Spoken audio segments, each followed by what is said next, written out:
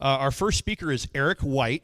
He has a background in custom business software. He started out as a developer and eventually focused on how to help businesses operate more efficiently and get customers through technology improvements.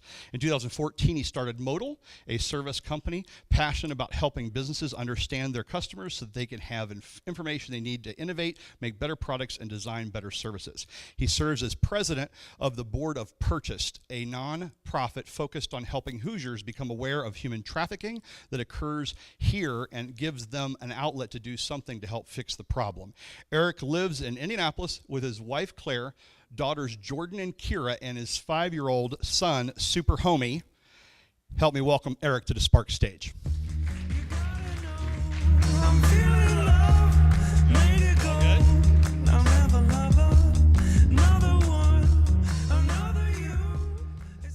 This is my favorite guy. So this is Super Homey. I'm pretty excited to introduce you to him. He is my 5-year-old boy, and this is his superhero identity. Now, there's some things you should know about Super Homey. He loves things that are good and true, and he hates the bad guys. And what I find in playing with him is that when I am introducing the story, we play with pretty generic bad guys like the Joker or Lex Luthor or things like that. But what Theo, Super Homey, has taught me is that when I start to interact with him and listen to him and ask him questions and I start to get into his story, I find way better bad guys. So over the weekend, he and I were having a big battle with the sewer aliens and invisible tornado ninjas. You don't want to mess with those guys unless you have Super Homey on your side. What I found is, what this reiterates for me is, like, it's so important to listen and to get involved in other people's stories so that we can understand what's really valuable and that we can connect with them. And what I find when I get involved in Super Homey's story, my connection with him is much deeper, and it's the kind of connection that a dad wants to have with his 5-year-old superhero. And I feel like the same thing applies to us as business people when we take the time to learn about our customers and what it is that they're struggling with and how we might be able to help, as opposed to offering them a product. We're able to do some pretty powerful things. I think there's some resistance to doing this. Sometimes we think we do it, sometimes we think we're really good at doing it, but this is a skill that has to be developed, just like learning a programming language or learning a new business managerial skill. The beauty is, though, in learning something is that it's always an investment. And so taking 15 minutes, which is what I want to encourage everyone to do on this, if you take 15 minutes to learn a new skill, I believe that it's something that you can leverage into 5,000 hours of value for yourself. And I want to do this, I want to start out by, I guess, just telling you a story about a company that you've probably heard of that has done this. Snickers. I love Snickers. I don't know if you're like me when we get home after a really long night of trick-or-treating and we've put the kids to bed and they were stupid enough to leave their bags out. This is the first thing that we go for. It is so delicious. I'm guessing everyone's had a Snickers bar. You bite down into it, and you can, you know everything. You know, there's nougat, and there's peanut butter, and there's caramel, and it tastes like a meal. You know, you bite into it, and it's like it fights back, and it's a meal. And everyone understands it, including George Costanza, who will eat his Snickers with a fork and a knife. Snickers is a meal. Snickers found themselves in a competition with Milky Way. Milky Way is a very similar product, right? The packaging is almost identical. There are just a couple of colors that are different. The ingredients, while vastly inferior, are still similar. There's chocolate and caramel. They even talk about how much milk there is. I think there's a quarter of a cup in each Milky Way bar. Milky Way is not something, though, that you eat as a meal. Milky Way is soft, and it's gooey, and it's relaxing, and Milky Way is something that you have instead of a glass of wine or a brownie. Or like in the case of this advertisement that got cut off a bit, this is a woman who is a tattoo artist, and she's not done a very good job with her biker friend.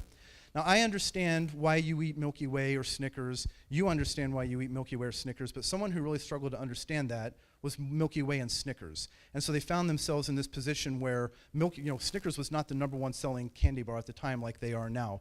And they were really struggling to differentiate, to be able to get better product placement. And so what they started doing is they started focusing on the qualities of their product. So instead of talking about the things they talk about now, they would talk about the peanuts and the nougat and the caramel, and it's set to a great song that if I had more guts, I would sing for you. And I want to pause on this for just a moment because I think we all do this as technology people or business people. Sometimes we can get lazy or we can fail to empathize with our customer, and instead of talking about the problems that our products can solve, We talk about the features. So if we sell a SaaS, we talk about how fast it is or how much uptime there is. If we sell a development service, we talk about how smart our developers are, how efficient our project management methodology is, and how that helps us get projects done on time. Snickers made a transition. So they used to do that. They used to talk about their product, and then they made a transition, and instead of talking about the product, they started talking about the situations that people find themselves in where Snickers bar comes in handy. Whether that's while you're playing football with some friends and not living up to your potential, or you're at a party and your buddy is starting to embarrass you in front of the pretty girls. Snickers, man. Snickers comes to the rescue, and it makes your best friend but turn back into a moppy-headed guy because you're not you when you're hungry. What Snickers did is, rather than talking about the product, they started talking about the struggle that people found themselves in and started using the product. Snickers, like I said before, is a meal replacement. And meal and value is, so value is all about the situation that you find yourself in and the struggle that you have for progress. So if you are hungry and you want a meal that fills you up, you've got a lot of different options. If you've got a lot of time and money on your hands and you're in a big city, a Ruth's Chris Surf and Turf is a pretty nice option. Sometimes maybe you're in the airport and you're in a hurry and you've got to downgrade a little bit, and in those situations maybe you're tired at the end of a long day, and man, in those cases, like some chicken tenders and a beer while you watch Sports Center, that's a pretty nice option. Sometimes maybe you're in a hurry, you're on your way home, something else happens when you're hungry and you're in a hurry. Sometimes the value meal at McDonald's is a great option. Sometimes you're sitting at your desk and the hero of the story is the Snickers bar. So what I want to talk about is, or what I want to encourage, I guess, is, to me, there's 8 more minutes left. There's this empathetic process that starts when we start understanding the situations and the struggles that cause people to come to us and try to find value out of the products or the services that we offer. I would love to share with you some of these tools. I've got 7 minutes here. I seriously think for 8 minutes I can give you some tools that you can use to start asking the right questions of the right people at the right time to find out why people buy from you, why people use your software, why people hire you to solve their expensive problems as a business. And I think through listening to them and engaging them and building a culture, you can go from having the assumption that you listen to your customers and derive value from those conversations to knowing that you do.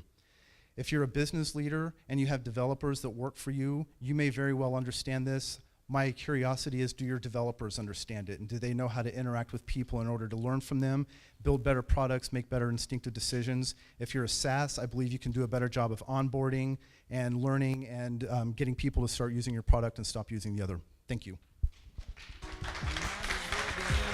Good job.